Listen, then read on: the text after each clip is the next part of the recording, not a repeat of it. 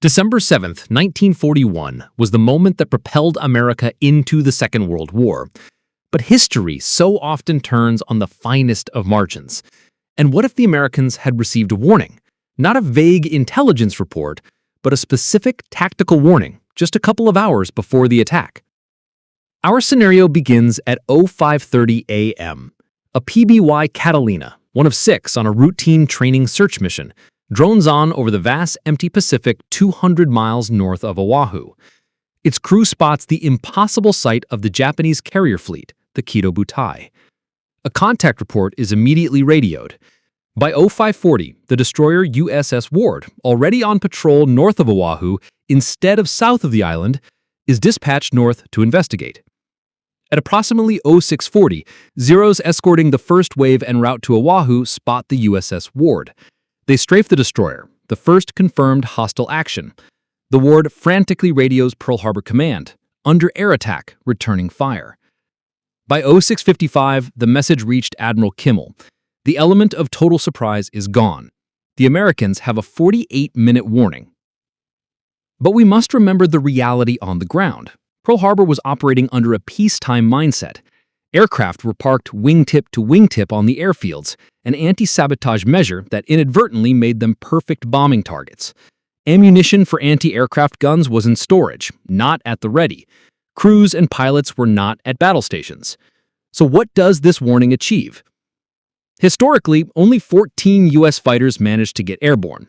In our scenario, that number jumps to 25, 18 P-40 and 7 P-36. More American planes in the air means more targets for the highly experienced Japanese pilots and their superior Zero fighters. U.S. fighter losses in aerial combat would actually increase from a total of 5 historically to around 18 in this what-if scenario. Another dramatic shift would happen amongst the ships and air defense personnel. That 48-minute window allows them to begin the frantic process of readying for battle. Our model estimates that overall readiness jumps from a historical 10% to an impressive 70%. Watertight doors are being sealed. Ammunition is being hoisted from magazines to the guns. More men are at their battle stations. And that readiness pays dividends in fire and steel. The sky over Ford Island becomes a far deadlier place for the incoming Japanese dive bombers and torpedo planes. Historically, ship-based AA fire brought down 17 Japanese aircraft. With this level of readiness, that number may nearly double to 32. That's nearly a fifth of the entire first wave's attack force, a loss that would have been felt deeply by the Imperial Japanese Navy. Another real measure of this alternate scenario is found amongst the steel titans moored along Battleship Row, the ultimate objective of the Japanese Navy. The damage would still be catastrophic. The USS Arizona, historically hit by multiple armor-piercing bombs early on, might still lost in a magazine explosion. The USS Oklahoma, struck by a devastating spread of torpedoes, still capsizes. Their fates would be sealed by the sheer violence and precision of the first minutes of the assault.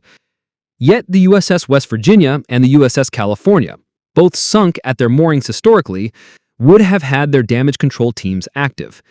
In this scenario, they would suffer heavy damage, but they remain afloat. The USS Nevada and USS Tennessee might see their damage downgraded from heavy to light. The fleet is still battered and broken, but not as catastrophic. 2 capital ships that were historically lost are now merely damaged.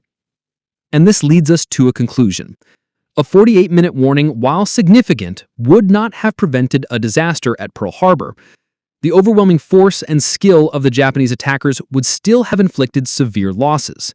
The attack would have been costlier for Japan, and the survival of a couple more battleships could have altered repair schedules and Pacific war dynamics in the months to follow. But the core Japanese objective, to cripple the U.S. Pacific Fleet and buy Japan 6 months of uncontested expansion, would likely still have been achieved. The war was coming, one way or another. Thank you for watching, and please support my work by subscribing and purchasing my ebooks. You can find the links in my bio description or by searching for Adrian Langsford on Amazon.